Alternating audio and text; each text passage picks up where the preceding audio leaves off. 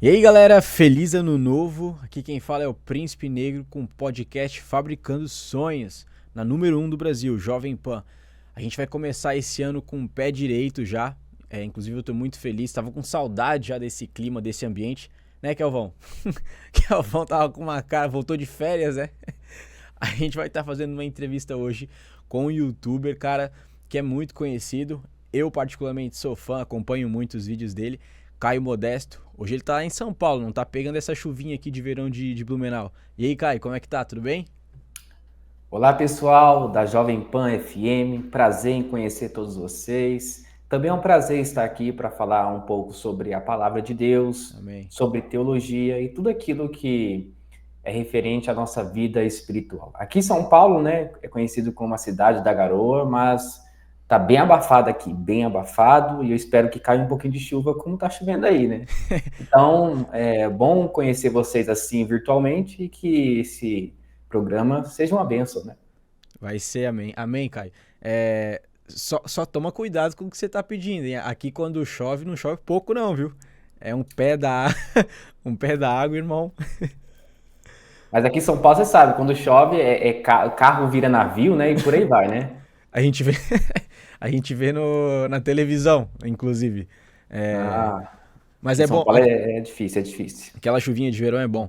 Caio, tu falou ali sobre até as pautas, né, que você carrega, que é a palavra de Deus, o evangelho de Cristo, né, a teologia.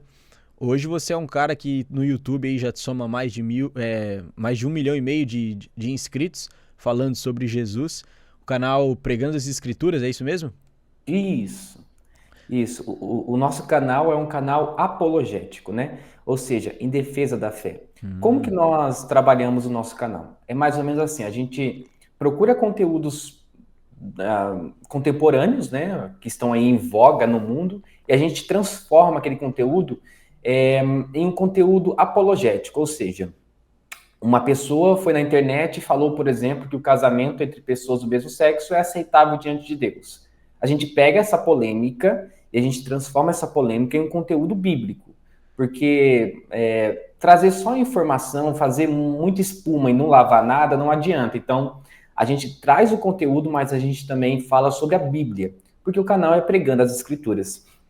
Então, quando as pessoas estão atrás de um conteúdo, olha, aconteceu tal coisa. Se você for no meu canal, provavelmente você vai encontrar eu falando sobre esse assunto. Entretanto, eu não fico apenas no achismo, eu acho, isso, aquilo, não. É o que a Bíblia diz. E daí sim eu consigo fazer aí uma linha, né, de pensamento, raciocínio para conseguir solucionar aquele problema. Não é somente apontar o problema, mas também trazer uma solução a partir da Bíblia. Então, basicamente, é isso que o nosso canal tem como objetivo: defender a fé e trazer esses assuntos contemporâneos de uma forma bíblica para que as pessoas entendam que a Bíblia é uma coisa séria e que a vida cristã é uma coisa séria. Por isso que qualquer assunto que acontecer no dia a dia e as pessoas querem saber uma resposta bíblica, é exatamente isso que a gente vai fazer. A gente vai trazer essa resposta bíblica a partir daquilo que nós temos como regra e prática de fé, que é a nossa Bíblia, né? palavra de Deus. E quando você sentiu a necessidade de criar um canal com esse tipo de conteúdo, né? Visto que hoje a gente tem muito canal que trazem essas notícias, né? Outras pessoas que já fazem isso. Mas o que você sentiu? Como surgiu a ideia de fazer esse canal? E você já projetava também que faria diferença na vida das pessoas de alguma forma? Sim, o canal começou de uma forma um pouco inusitada. Um Hum, belo dia eu estava assistindo um vídeo de um pregador comediante que eu repudio completamente essa forma de pregação, porque a palavra de Deus não é entretenimento. A palavra de Deus é poder, poder para salvar. uhum. Eu, particularmente, não conheço ninguém que se arrependeu dos seus pecados com pastores contando piadas. Eu, particularmente, não conheço. E esse não é um método eficaz, segundo a Bíblia. Então, em um belo dia, eu estava assistindo um vídeo na internet onde um comediante, que hoje ele nem é mais. Eu não sei se ele é evangélico ainda, mas na época ele era evangélico. Esse comediante ele era contratado por muitas igrejas para ficar contando piadas sobre a Bíblia, sobre os personagens bíblicos e tudo mais. Se ele contasse piada dentro do nicho dele, né? Por exemplo, stand comedy, ele alugasse tudo bem, mas não. Ele estava contando piadas no púlpito. E eu fiquei revoltado com aquilo, né? Isso foi em meados de 2017, 2018, mais ou menos. 17. E eu fiz um vídeo falando, olha, tá errado isso daí, não pode ser assim, né? E eu trouxe ali alguns respaldos bíblicos e eu falei, olha, tá errado, não pode fazer isso. Aí eu acho que em 2 semanas o vídeo pegou 200 mil visualizações em 2017, 2018, era muita coisa, né, na época, né? Hoje não, hoje as pessoas gravam qualquer tipo de vídeo aí, falando qualquer coisa, chega a 1 milhão tranquilamente.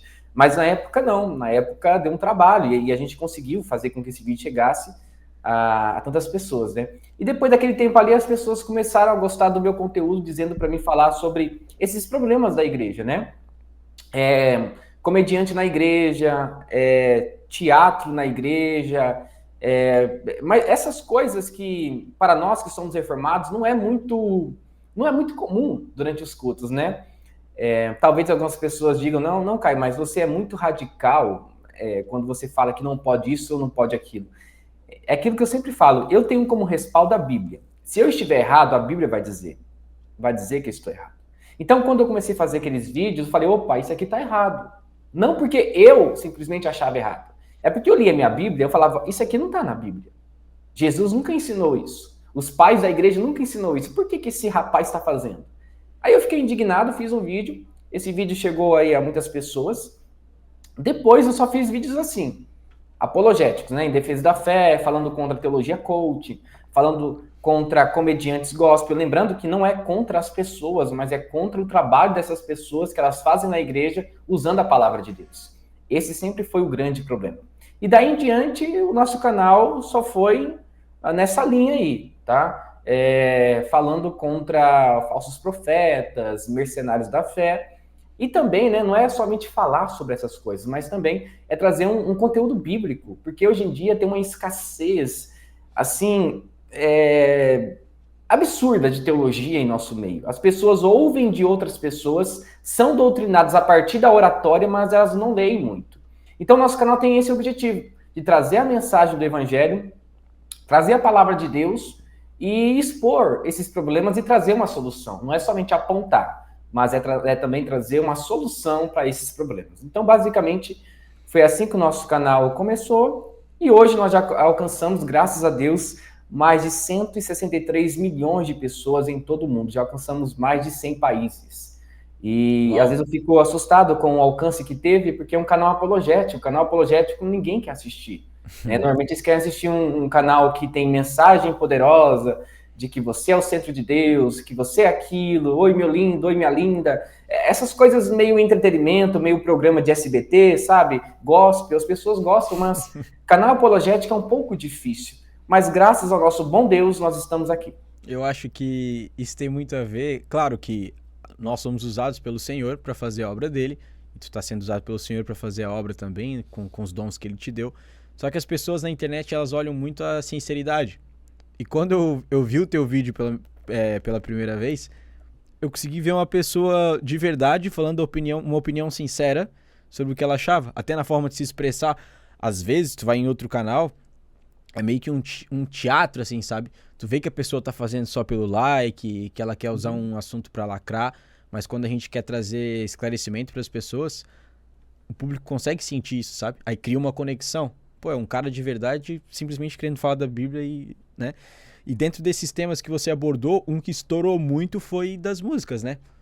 Que tipo de música você não deve ouvir no culto ou cantar no culto? E viralizou, né? Conta mais um pouco mais pra gente sobre essa vez que você estourou aí, né? O primeiro Esse vídeo. é um tema também que a gente foi o primeiro canal a falar sobre isso. Sobre músicas gospel que você deve cantar na igreja e músicas gospel que você não deve cantar na igreja. Durante um bom tempo, muitas pessoas foram resistentes a esse tipo de conteúdo, né? Mas depois acostumaram, entenderam a ideia, né? Porque no começo eu falava mais das músicas, mas trazia ali pouca mensagem bíblica sobre o assunto.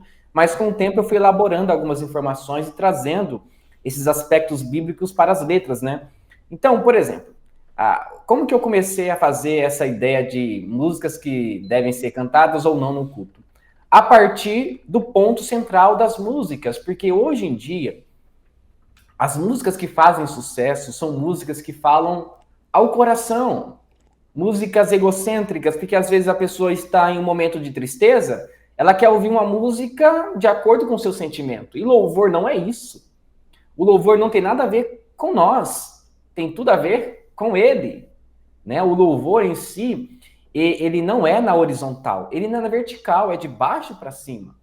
Então, quando eu comecei a entender o significado do louvor, eu fui para a internet, eu falei, eu preciso gravar um vídeo falando sobre a importância do louvor na igreja, porque muitas pessoas estão cantando músicas que não são bíblicas.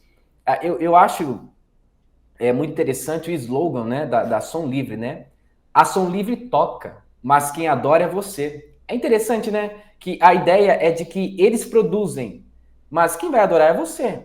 Eles não estão preocupados, por exemplo, se a música é gospel ou se a música é bíblica ou não. O importante é vender o produto. E quando eu comecei a entender que muitos cantores estavam vendendo o produto em si, eu falei, opa, peraí. Se eles estão vendendo o produto, então tem um cliente. O cliente é quem? É aquela pessoa que quer ouvir uma música ali quando está mexendo ali nas coisas da casa, varrendo a casa e tudo mais. Então, quando eu percebi que a música gospel do nosso país estava se tornando um produto, eu falei, opa, vamos começar a separar essas coisas? Vamos começar a colocar em um nicho ou em uma prateleira aquilo que se deve ouvir e aquilo que não se deve ouvir. E olha, eu falo aqui sem medo nenhum.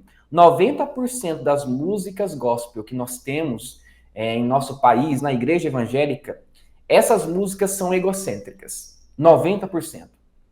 Pode pegar as letras. Fala sobre o meu coração, fala sobre o meu pensamento, fala sobre eu, sobre mim, sobre a minha pessoa, sobre o meu eu, o ego. Aí eu falei, como que a gente diz que isso é louvor e a gente está cantando na igreja? Por exemplo, eu posso citar nomes de músicas aqui, né? Não tem problema, né? Fica à vontade. Tá. Por exemplo, aquela música Sabor de Mel da Damares. Olha só a letra. Isso é um Quem clássico. te viu passar na prova e não te ajudou, quando vê você na bênção vai se arrepender. Essa música talvez seria legal para o judeu. Um judeu que estaria provavelmente na Babilônia, passando por uma grande aflição, assim como está no Salmo 137, o cântico lá do exílio, né? Uhum. Bem-aventurado aquele que lança as criancinhas, a cabeça das criancinhas nas pedras. Legal, seria legal se usasse essa mesma ideia. Sendo um judeu em um país estranho. Agora, nós cristãos, nós cantarmos esse tipo de música na igreja. Aí eu falei, como que as pessoas estão fazendo isso? Cadê o amor ao próximo? Aquela ideia de olho por olho e dente por dente caiu por terra, segundo Jesus. Perdão de leve não tá tendo, né? Então, não existe misericórdia, né? É aquilo, olha, quando você me viu andando de corsinha e você disse que a bênção que eu não ia chegar lá, hoje eu ando com Corolão, 2023. Então, agora, quem me viu passar na prova e não me ajudou, quando vê eu na bênção vai se arrepender. Então, é um evangelho egocêntrico. É uma música egocêntrica que quer apenas fazer com que a pessoa sinta-se assim muito mais com status melhor, com um status muito melhor do que ela estava anteriormente. Então, quando eu vi esses problemas nessas músicas, eu fiquei assustado. Por exemplo, outra música que eu fui bombardeado nas redes sociais, Restitui, eu quero de volta o que é meu. Legal, se fosse cantada assim, levando em conta os salmos, né? E você também fosse um judeu. Ok, mas você vai pedir o que para Jesus de volta? Pecado?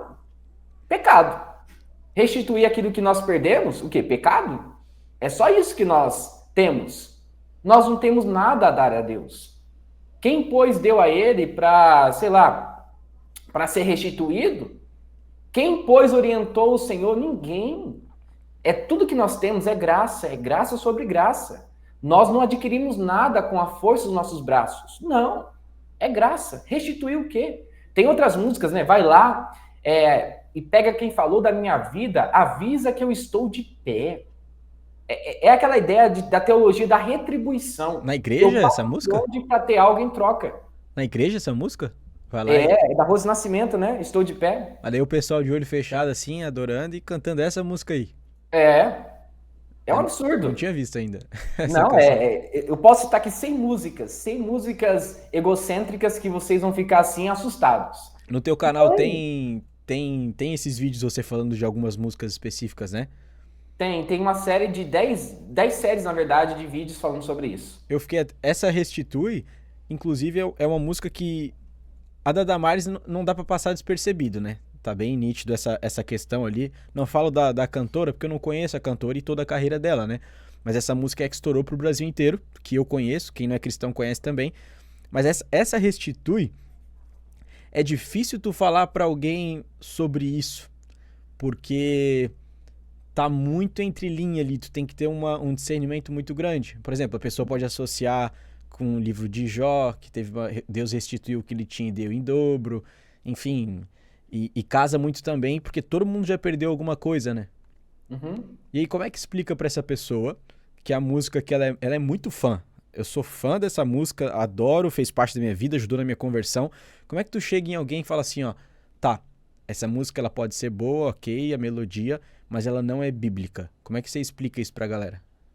Então, não é que não seja bíblica. Ela é bíblica porque trata-se ali de várias histórias falando sobre as pessoas que perderam algo e depois tiveram algo de Deus. Por Certo. exemplo, muitas mulheres no Antigo Testamento, elas eram estéreis, né, ali, e Deus concebeu ali filhos para elas. Então, aquele sonho que elas tinham, elas conquistaram através de Deus. Uhum. Então, não é que não seja bíblica. O problema que eu falei novamente não é adequada para um culto público. Esse é o problema. Ah, Não é entendi. adequada para um culto público, Entendi. porque a música está falando sobre nós. Ó, os sonhos que se perderam. Tá falando de quem é que estava sonhando ali? Nós. Entendi. Nós. Essa música, ela é conhecida. Vamos colocar um nicho aí. Essa música é conhecida como uma música, pode ser de lamento, talvez de lamento, ou talvez uma música de ação de graças. Talvez, tá? Entendi. Porque assim, Davi, quando ele escreveu alguns salmos ali, os salmos foram divididos ali entre os séculos 19 e 20 por um teólogo, se não me falha a memória, é alemão ou inglês, tá? Uhum.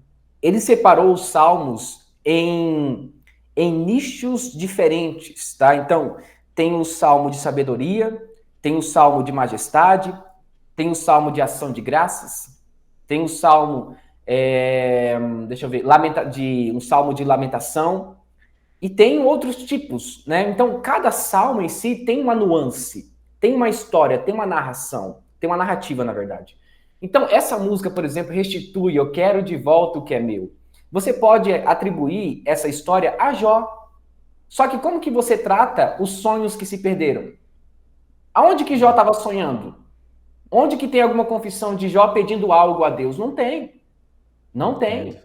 Não tem. Então, parece que é várias histórias em uma música só, mas observe que o centro de toda a música aponta para o refrão.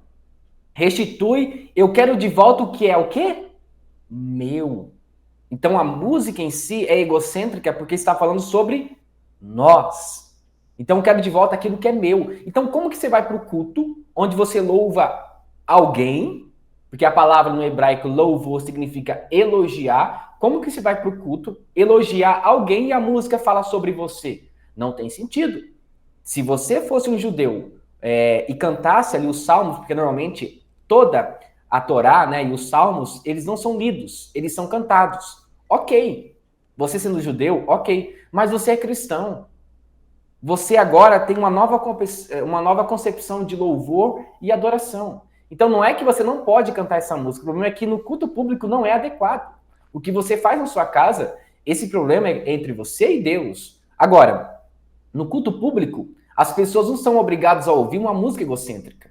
Elas estão ali para ouvir Deus. Elas já estão cheias de pessoas, cheias de vozes por aí, que falam muitas coisas durante toda a semana. Então, no culto, o louvor é para Deus. Agora, falar sobre o nosso sonho, sobre o nosso trabalho, sobre as nossas dificuldades, Nós temos um método para isso, que é a oração. É na oração que a gente fala sobre os nossos sonhos, nossas dificuldades. Observe que na Bíblia você não encontra em nenhum momento uma narrativa de louvor antes de acontecer um milagre. É sempre após a concepção do milagre. Veja o cântico de Ana. Ela louva a Deus depois de uma oração. Então ela orou, Deus concedeu ali a ela aquela vitória e ela fez um cântico. Depois você pode ver no Novo Testamento um novo cântico também. Então, a mãe ali de João Batista louvando a Deus por tudo e tudo mais, né? Maria também depois tem um pouco sobre isso, tem outros personagens da Bíblia também que fazem isso, né? Então, sempre quando tinha louvor, era após a vitória ou um milagre que Deus fazia. Voltando no Êxodo ainda, quando Deus envia ali Moisés para libertar o povo do Egito, o interessante é que quando o Egito é derrotado, ou Ramsés, naquela época, o faraó, né? Miriam, ela começa a pegar os tamborins, as mulheres vão atrás dela, e ela toma ali a liderança, né, do cântico de vitória, e começa a cantar um hino de vitória ao Senhor. Então, observe que isso é uma forma de ação de graças. Quando você declara a Deus uma vitória. Olha, Deus, você me deu essa vitória, então por isso que eu estou te louvando. Só que essa música aí é diferente. Primeiro, coloca a gente no centro, fazendo com que a gente seja um cliente e Deus seja o nosso empregado. E aí está o grande problema. Imagina se Deus fosse restituir o sonho de todo mundo quando tá cantando na Nossa. igreja. Não. E sabe o que é o problema? Eu vou falar uma coisa para você, tá? Não que eu não gosto de sonhos, tá? Inclusive é Fabricando Sonhos o nome do podcast. Só Sim. que a gente falando do contexto de ser no culto e Aham. de adoração, mas só pra esclarecer aqui, né? Que senão o pessoal fala, pô, eu não acredito em sonho, o podcast Fabricando Sonhos. Mas Como que você me explica Isaías 55, versículo 8? Porque os meus sonhos não são vossos sonhos, nem os meus planos os vossos planos. Assim como os céus são mais altos do que a terra, assim são os meus planos e os meus sonhos. Então observe que restituir um sonho que se perdeu, talvez aquele sonho não era nem de Deus, era um sonho particularmente nosso, para o nosso próprio pensando só no nosso próprio umbigo e por aí vai. Sabe? Então, por exemplo, você pode usar esse jargão para ganhar na Mega Sena. Eu conheço cristãos que aposta. eles apostam. Conheço. Então, aí, eu não ganhei na Mega Sena no passado, aquele sonho que eu tinha de ser rico, eu não consegui, mas a partir de agora, ouvindo essa música, Deus vai restituir. Eu vou conseguir conquistar o meu sonho. Então, perceba que você pode usar essa música como uma forma de atribuir algo errado a Deus. Então é complicado, né? É complicado. Nós achamos que os nossos sonhos pertencem a Deus. E muitas vezes Deus vai dizer não para nós. E muitas vezes. Maioria, né? Porque muitas vezes o que a gente quer, ele nem tá preocupado com isso exatamente, né? Tipo, ele já tem o plano dele, que ele quer fazer. Inclusive, eu acredito que Deus tem um plano para a cidade de Blumenau. Esse plano já está estabelecido, né? Então, eu tenho que fazer parte. E isso é a maior honra que eu posso ter na minha vida. Por exemplo, um exemplo prático para a galera entender, né? Esse podcast, no meu entendimento, foi algo que Deus quis que acontecesse. Então, ele nos dá a ferramenta de poder falar sobre ele aqui para as pessoas poderem ouvir. A gente está participando do plano de Deus. E isso se torna um sonho no nosso coração conforme a gente vai lendo a palavra, conforme a gente vai tendo discernimento do que ele vai fazendo na cidade, né? Então, o sonho, quando a gente fala nas canções e do podcast, é isso. Eu costumo falar muito pro pessoal, se você tá em casa e sente que o Senhor ele te deu um talento, cara, hoje, ora sobre isso, pergunta pro Senhor se esse é o caminho que ele quer que você siga. Às vezes a estratégia que você está usando não é a que ele quer que você use, porque Deus ele é dono de tudo, né? Então, o sonhar, na minha percepção, é isso, sabe? O Senhor ele coloca uma chama no teu coração, só que você tem que sonhar junto com ele, que nem Davi sonhava, né? Na verdade, Davi, ele era o homem segundo o coração de Deus, porque eu vi isso ontem num vídeo, achei muito interessante, porque Davi, ele falou assim, ó, eu quero criar uma casa para o Senhor. O Senhor não tinha pedido para ele fazer isso. E eu achei muito interessante. E o Senhor falou assim, poxa, eu não falei para ele fazer, mas ele já tem no coração de fazer algo que vai me glorificar. Esse sonho dele é válido. Mas mesmo assim o Senhor olhou e falou assim, válido esse teu sonho, mas não vai ser você que vai fazer. Ele ouviu não até sendo um sonho genuíno, sabe? Porque o Senhor falou assim, ó, não vai ser você por isso e por aquilo, mas o teu filho vai fazer a casa onde eu habitarei ali, etc, né? Então, a palavra sonho hoje, ela tá muito distorcida, como amor, como casamento. Então, nas pregações, as pessoas acabam não analisando mais as doutrinas, Caio, porque os pastores têm que explicar o básico, que era para estar sendo visto em casa, né? Tu tá tendo que converter os crentes, na verdade. Tu fala uma coisa óbvia hoje, todo mundo olha para ti e fala, não, mas isso aí todo mundo faz. Tá, mas a palavra fala, não é para se amoldar ao padrão do mundo. Como é que a tua resposta é todo mundo faz? Entende? Então é bem complicado. Na igreja que você congrega hoje, né? Aí em São Paulo e tudo mais, na congregação, tu faz parte de algum pastorado, vem estudando para isso? Como você tá hoje nessa questão? Tá, eu sou presbiteriano e eu sou seminarista no Seminário Presbiteriano do Sul, em Campinas. Uhum. Então, para você ser pastor na presbiteriana, é claro que tem que ter a sua vocação, que foi dada pelo próprio Deus, tá? Então, depois que a igreja vê a sua posição e vê que você tem esse caminho para a ideia pastoral, aí Deus confirma e você vai para a faculdade. Aí você fica 4 anos em uma faculdade estudando sobre teologia e depois você é ordenado como pastor. Então, eu estou nesse período, eu estou estudando. Só que eu já tomo conta de uma igreja, uma congregação local, né? Aqui no Jardim Paviotti, em Montemor, que é uma região no interior de São Paulo, fica a 35 minutos de Campinas, tá? Campinas é mais conhecida.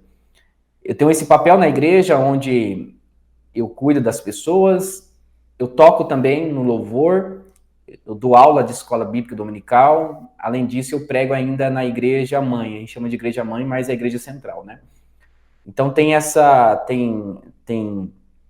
essas nuances, né? Uma hora eu estou na congregação, uma hora eu estou na igreja central. Basicamente é isso. Basicamente é isso. Tu vive hoje do YouTube, Caio? Com o teu canal? Não somente do YouTube, tá? Eu trabalho por fora também. Eu trabalho com a otimização de alguns canais do YouTube. Então tem alguns canais no YouTube que são bem grandes, inclusive, que eu faço o trabalho de thumbnail, né? Que é a capa, as tags que são ali, são as palavras de autoprocura no YouTube, né? Ajustar a descrição do vídeo. Então, toda essa parte de curadoria eu que faço, tá? De cuidar do canal e tudo mais. Eu trabalho com isso. Além disso, eu ainda sou remunerado pela igreja e tenho o YouTube, né? Então, eu vivo de três fontes aí de renda. Graças a Deus, Deus tem sustentado as nossas vidas, né? Eu falo nossas vidas porque tem minha esposa também, e agora tá vindo aí um grande pecador, né? Que é meu filho, Paulo, né? O pior dos pecadores. Então, Tua esposa tá grávida? tá grávida, tá de 7 Que meses. isso, parabéns, irmão. Amém. Eu relutei para minha esposa colocar o nome do meu filho de Caio Júnior, ela não quis. Eu falo pra Ana direto que o nome do meu filho vai ser Leonardo Júnior. Ela não deixa, eu não sei por que elas não querem. Também não sei. Também não Caio sei. Modesto Júnior, que beleza. Também não sei.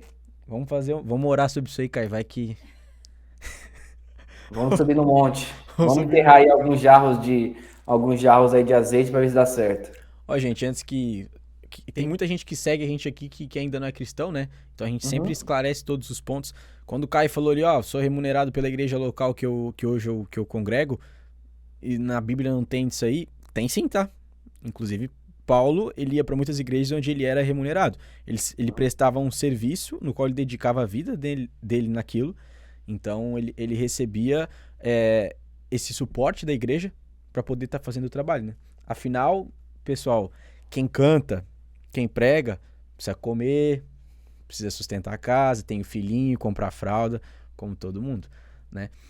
Diferentemente, a presbiteriana tem uma forma diferente de tratar os pastores. Como funciona? Os pastores trabalham em período integral, tá? Os pastores normalmente que estão na liderança da igreja, e tem o pastor auxiliar. O pastor auxiliar, ele faz visitas e tudo mais. Agora, o pastor que trabalha em período integral, ele vive somente para a igreja. Então, o pastor em si é um funcionário da igreja presbiteriana do Brasil. Tá acontecendo alguma coisa de madrugada e tem que ali expulsar um demônio, ou sei lá, qualquer coisa do tipo dessa área espiritual. Ele tem que ir lá. De Porque ele leve. está fazendo um trabalho para a igreja e também ele está exercendo a sua vocação. Então imagina só, um pastor que ele trabalha em período integral todos os dias, como que ele vai trabalhar por fora? Não tem como. É muito difícil. É por isso que hoje em dia nós temos aí pastores que trabalham fora, mas não tem ali preparo para trazer uma palavra bíblica. É por isso que muitas pessoas estão comendo palha em vez de grama, estão sendo mal alimentadas. Eu creio que muitas igrejas não vão conseguir, infelizmente, sustentar um pastor. Às vezes é uma congregação pequena. E realmente, nesse caso aí, é certo o pastor trabalhar, porque daí ele não vai conseguir, né, ter a sua receita no final do mês. Mas a presbiteriana, ela preza muito por isso. Ela dá muito auxílio para os pastores. Os pastores, eles são exigidos na forma, na quantia correta, tá? Não sei se a palavra é quantia, mas eles são exigidos de uma forma muito, muito forte. Então, quando tem que fazer um relatório, tem que entregar o relatório. Quando tem que prestar contas sobre tal coisa, tem que prestar contas. Então, é tudo muito certinho, graças ao nosso bom Deus. Dificilmente você vê algum problema com pastores na igreja presbiteriana, porque a nossa igreja é formada por presbíteros, então são os presbíteros que decidem ali algumas coisas, então os pastores têm que passar por esse crivo, né, presbiteriano, que é de presbíteros. E é muito interessante, porque a igreja em si, eu particularmente não conheço nenhuma irmã ou nenhum irmão que chegou até mim dizendo, olha, eu não quero dizimar na igreja, eu não quero ajudar ninguém, porque o dinheiro está sendo enviado para outros lugares desconhecidos. Não. Aqui na Presbiteriana existe um relatório todo ano, onde a gente imprime o documento, a gente dá nas mãos das pessoas, elas têm o que sai, o que entra, o que foi investido, o que deixou de ser investido, o valor final, tudo certinho. Então isso traz confiança para os fiéis. Assim, essas pessoas podem ajudar, por exemplo, missionários e pastores, sem ficarem preocupados assim com para onde que vai o dinheiro. Então, todos da igreja sabem que os pastores são remunerados. E é um grande compromisso, é uma grande missão. Porque eu entendo que o dinheiro que nós recebemos é a oferta da viúva. É aquela senhorinha que deu tudo que tinha para auxiliar o missionário, auxiliar a obra da igreja. Então, a gente tem que ter esse entendimento de que é uma coisa séria. E graças a Deus aqui a igreja nos dá um bom apoio, tá? Na verdade, é uma ajuda de custo que a gente recebe mais, né, assim, para pagar a gasolina, para estudar, né, mais isso, mas depois que você é ordenado como pastor, aí depende muito da igreja, como que vai funcionar a questão de remuneração. Mas normalmente não é nada de valor assim absurdo, tá? É bem abaixo do que os pastores aí de algumas igrejas neopentecostais ganham. É apenas um valor assim para você viver mesmo. Nada, sabe, exorbitante.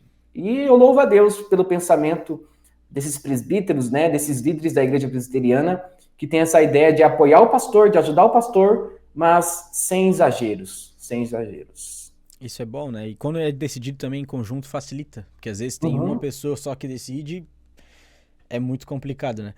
É. Caio, falando até da tua trajetória, de tudo que vem acontecendo na tua vida, né? Eu vejo que você responde perguntas de muitas pessoas, esclarece para muitas pessoas. Eu acompanho um cara, agora é uma dúvida aqui, né? Que eu acredito que muitas pessoas estão tendo, até por ele ser bastante famoso.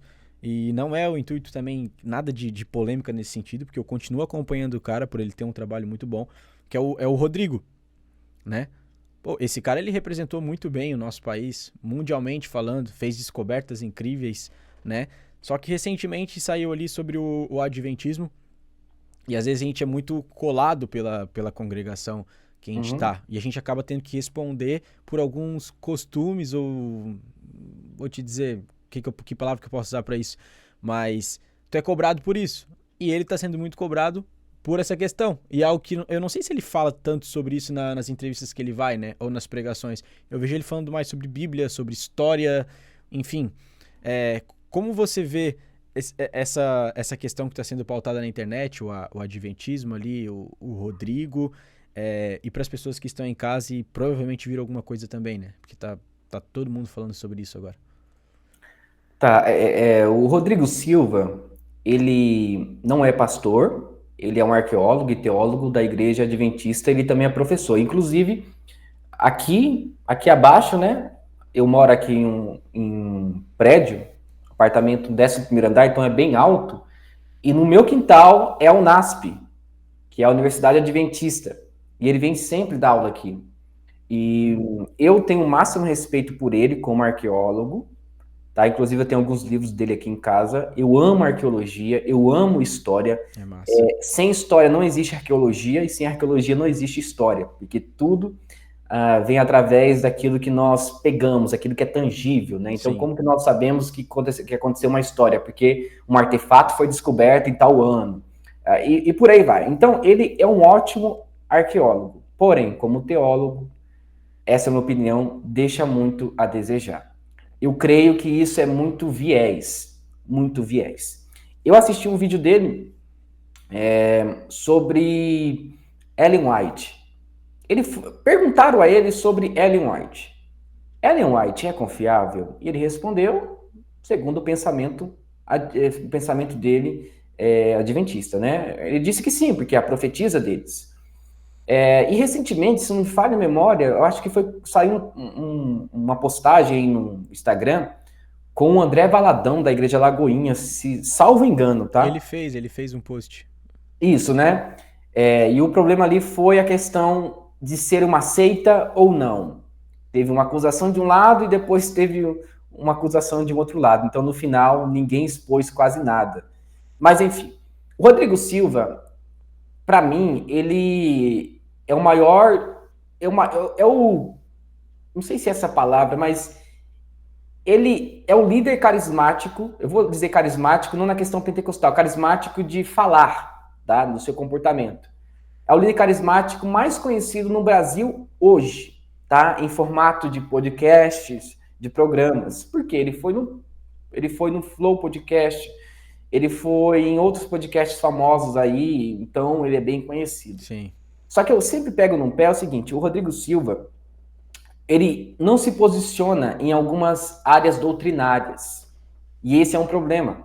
Porque se você omite aquilo que você acredita de uma forma teológica, você pode criar ruído nos seus seguidores. Então, por exemplo, quando você fala sobre o adventismo, ele começa a usar outras histórias e outros exemplos para tentar justificar a seita do adventismo.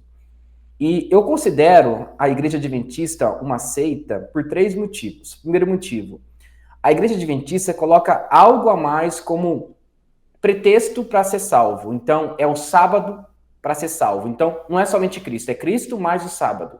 Então, esse é o primeiro ponto. O segundo ponto é que a Igreja Adventista tem um outro escrito que é tão importante quanto a Bíblia, mesmo que eles não falem isso, tá? Que são os escritos da Ellen G. White, uma das fundadoras, não foi a fundadora, uma das fundadoras do Adventismo. Sim. E a terceira coisa, a Igreja Adventista em si, eu chamo ela de seita porque, para ela, todas as igrejas evangélicas fazem parte da Babilônia, e somente ela é a igreja remanescente. Eita. E uma das características de uma seita é quando ela diz, por exemplo, que somente ela é salva. É claro que no Grande Conflito, que é aquele livro conhecido, sabe, que os missionários adventistas entregam aí nas ruas, Ellen White diz que existe salvação em outras igrejas. Só que ela diz lá, por exemplo, que aquele que guarda o sábado, ou a igreja que guarda o sábado, faz parte da Babilônia descrita em Apocalipse. Então, ou seja, Babilônia não é algo bom na Bíblia, porque Babilônia remete à escravidão, remete a algo ruim, assim como o Egito. Então, o adventismo é uma seita por causa desses aspectos. Eu poderia aqui ponderar outras informações, mas não vem o caso. Eu acho que essas informações já são suficientes. Então, o Rodrigo Silva, quando a gente pergunta alguma coisa para ele, inclusive, eu já mandei mensagens no direct, e também para o Leandro Quadros, que é conhecido, para fazer um debate sobre, por exemplo, o adventismo, né, para eles defenderem a ideia deles, e eles não respondem, eles fogem de debate, porque eles sabem exatamente aquilo que a gente vai perguntar. E o Rodrigo Silva, ele passa pano na Ellen White, né, nas ideias da Ellen White, na verdade, porque ele é um adventista. Então, como que você vai bater na sua profetisa, que é uma das cofundadoras da sua igreja? Então, é complicado. Só que ele, muitas vezes, já disse que não concorda com algumas coisas que a Ellen White diz por aí. E esse foi um grande problema que aconteceu com o André Valadão. Que o André Valadão, ele postou algumas postagens no Instagram, falando sobre alguns aspectos que diziam, por exemplo, que adventista era uma seita. E ele colocou algumas passagens ali dos livros ou escritos da Ellen G. White. E para você que está com dúvida sobre o adventismo, depois você pode procurar na Play Store ou em outra plataforma de baixar aí programas, um aplicativo da Igreja Adventista, que é um aplicativo americano que tem a opção em português, que tem todos os livros da Ellen G. White. Tá? Então você pode ler. Aí você vai conseguir ver se é uma seita ou não. Então, Rodrigo Silva, ele é muito conhecido, ele é um ótimo arqueólogo, porém, falando de uma forma doutrinária, ele não aborda assuntos importantes. Por exemplo, eu só vi uma vez ele falando no canal dele sobre o movimento LGBTQIA+, que foi quando ele falou sobre a teologia queer, tá? Que é uma teologia que está vindo dos Estados Unidos para cá, onde eles querem tirar algumas palavras que são ofensivas por causa do gênero sexual dessas pessoas, né? Então, esse movimento quer fazer com que a Bíblia se torne muito mais agradável para elas, né?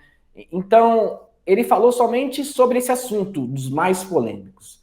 Agora ele está aí refutando algumas ideias, né? Porque muita gente ataca o adventismo e daí eles estão se defendendo. Porque, infelizmente, né? Muitas pessoas estão participando de uma seita e não sabem. E o adventismo está perdendo muita força durante muitos anos. Inclusive, o adventismo está perdendo muita força. A igreja CCB também está perdendo muita força. E o catolicismo também está caindo. E outras vertentes estão crescendo. Inclusive, o número de evangélicos, se não me falha a memória, já superou o número de católicos em nosso país. Então, está crescendo muito. Foi esse boom da internet. Então, eu acho que é isso, tá? Eu acho que o Rodrigo Silva tem muito mais coisas boas do que ruins, né? Se eu fosse pontuar aqui algumas coisas ruins de pensamento deles, seriam coisas mínimas. Mas, aquela coisa, né? Ele participa de uma seita e toda seita é perigosa. A seita é como um veneno que é colocado no seu copo pouquinho, e no final você acaba morrendo ou vomitando, um dos dois. Tem como ser salvo participando de uma seita sem saber que faz parte dela? Eu digo o seguinte, quando uma pessoa entende o que é o evangelho e quando ela descobre que ela é salva, ela não fica na seita, ela sai da seita. Porque o Espírito Santo convence o homem do pecado e do juízo de Deus. O Espírito Santo nos convence de doutrinas erradas. Então, eu não sei como que uma pessoa pode ser salva participando de uma seita. Normalmente, ela sai da seita. Quando ela descobre que aquela igreja é uma seita, ela sai de lá. Entretanto, não conhecemos o pensamento de Deus. Não conhecemos a vontade de Deus. Não sabemos quem ele vai salvar ou não vai salvar. Tá? Então, eu creio que pessoas podem ser salvas ali, sim. Mas Deus vai abrir os olhos dessas pessoas. Tá? Deus vai abrir os olhos dessas pessoas e elas vão procurar uma igreja bíblica. Mas sim, eu creio que sim. Porque Deus, ele trabalha de formas que nós não conhecemos. Tá bom? Agora, continuar no erro já é burrice, né? Continuar no erro é burrice, porque o Espírito Santo nos convence. E quando o Espírito Santo nos convence, não há nada que possa fazer, nada que possa resistir. É ele que convence. Sim. É a ideia do chamado eficaz, é a ideia do agir do Espírito Santo que arde como fogo dentro de nós, que nós não conseguimos controlar. E muitas pessoas estão abrindo os olhos, tá? Para essas igrejas que são seitas, como os mormons, as Testemunhas de Jeová, os adventistas, né? Muitas pessoas estão abrindo os olhos. Mas eu acho que é isso. Caio, muitas pessoas falam assim, o Caio vai lá, ele só critica, só pega no pé, não tem um comentário bom. Você até postou nos stories esses dias, né? Que a pessoa veio criticar um vídeo seu. Vamos olhar então, a gente tem, Kelvin, quantos minutos? 4 minutinhos. Pra gente estar encerrando, a gente achar o ponto principal, o melhor ponto da igreja brasileira hoje, na sua análise, né?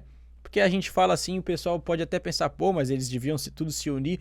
Não é que a gente não é unido, que a gente tem que esclarecer o que é bíblico e o que não é bíblico para as pessoas que ainda não conheceram Jesus conhecerem da maneira correta, né? E os que estão, de fato, serem libertos, né? Mas falando um ponto positivo da igreja brasileira, então, para a gente estar encerrando esse podcast, inclusive eu agradeço já a tua participação desde já, que o Jesus continue abençoando o seu ministério e você vai vir aqui ainda pessoalmente, tá? Amém, Tem vai, muita coisa vai, pra gente vai. conversar. Mas fica esse final aí pra você, então, falar da igreja brasileira e o ponto positivo. Tá, o ponto positivo da igreja brasileira é o seguinte, o brasileiro, ele é fervoroso nessa ideia de contato. Então, a igreja brasileira cresceu no ID, fazer missões. Se você for, por exemplo, no centro da sua cidade, tudo bem que é uma seita, mas você vai ver lá, por exemplo, um adventista levando os livros da Ellen White. Ou você vai ver ali os TJ parado ali com um carrinho cheio de livros ali. Ou se você for para o meio ali do centro, você vai ver alguém gritando, pregando ali o evangelho do meio pentecostal. Então, você vê essa expansão da igreja brasileira em todo o Brasil. Sim. Agora, esse crescimento tem que ser um crescimento bíblico. Não é apenas falar sobre alguém, é falar o que esse alguém faz. Jesus convence o homem do pecado. Jesus é quem salva. E não ficar com essa ideia, olha, eu estou aqui pregando o evangelho porque Deus tem uma nova história para você. Estou aqui pregando o evangelho porque Deus tem aqui um projeto de vida para você. Não é isso. O ID é importante. E eu acho que a igreja cresceu muito nisso. Por isso que o número de evangélicos no Brasil está crescendo muito. Porque o evangelho está se expandindo por todo o país. Só que essa exposição tem que ser uma exposição cristocêntrica. Olha, Jesus ele tem uma nova história para você? Sim. Mas você deve se arrepender de seus pecados. Precisamos voltar às Escrituras e entender o que realmente é o Evangelho. A primeira mensagem de Jesus ali nos Evangelhos foi: arrependei-vos, pois é chegado o reino dos céus. Sim. Uma das coisas que João Batista pregou foi: arrependei-vos. Depois ele falou: raça de víboras. Então, a mensagem do Evangelho, se tivesse uma tônica, é: arrependei-vos. Então, a igreja brasileira cresceu, mas falta ainda essa mensagem de autoridade, essa mensagem sobre arrependimento. Tá? Mas a igreja está crescendo. E aos poucos ela vai se moldando aos parâmetros bíblicos, porque tem erros e acertos. Sim. A igreja não vai acertar sempre, mas ela está sempre tentando se acertar. Tá? Então, em todo lugar que tem um bar, tem uma igreja. Isso é a expansão do evangelho. Sim. Então é isso. Acho que é isso. Caio, quem quiser te seguir nas plataformas, nas redes sociais, no YouTube, como pode estar te encontrando aí, até o seu canal, que hoje é um dos mais famosos do Brasil aí? Tá. Você pode pesquisar no YouTube Caio Modesto, que vai aparecer o canal Pregando as Escrituras, ou você pode pesquisar Pregando as Escrituras, que você vai encontrar o nosso canal lá. No Instagram é @Pregando as Escrituras Oficial, tá? Com 2 Fs. Você pode procurar lá. E o meu perfil pessoal no Instagram é Caio Modesto Oficial também. Aí é só com um F só, tá bom? Acho que é isso. É isso. Acompanhe, de fato, tá, gente? Tem muito vídeo bacana de temas que são importantes. O Caio é um cara que ele fala às vezes sobre coisas que as pessoas não se sentem tão confortáveis, porque é difícil alguns temas mesmo. E tu sabe que vai ser atacado, o pessoal vai xingar tua família, tua mãe, enfim. É pior que jogo de futebol às vezes, tá? A internet é cruel. Mas é importante ter essa coragem e fazer esse trabalho, né? Caio, parabéns novamente, né? Agradeço a atenção. Galera, esse foi o primeiro episódio do ano. A gente se vê, vai ser um ano longo, um ano abençoado. Completamos aí 5 meses de podcast e Deus está fazendo em Blumenau e pode fazer na sua vida também, né? Basta a gente mudar de vida, mudar de rotina, crer que Cristo é o Salvador, começar a ler a Bíblia de fato, né? E seguir o que Jesus manda. Porque ele fala que o amor verdadeiro para com ele é: todo aquele que segue meus mandamentos é aquele que me ama. E eu amo aqueles que seguem meus mandamentos. Então, amar a Deus é seguir o que ele fala nas Escrituras. né? Pregando as escrituras, hein, Caio? Tamo junto, irmão. Ótimo, muito obrigado aí por ter me convidado a participar aí da Jovem Pan de Blumenau e Amém. que essa mensagem possa aí ecoar em muitos corações. Obrigado, obrigado mesmo. Valeu, gente. Até a próxima.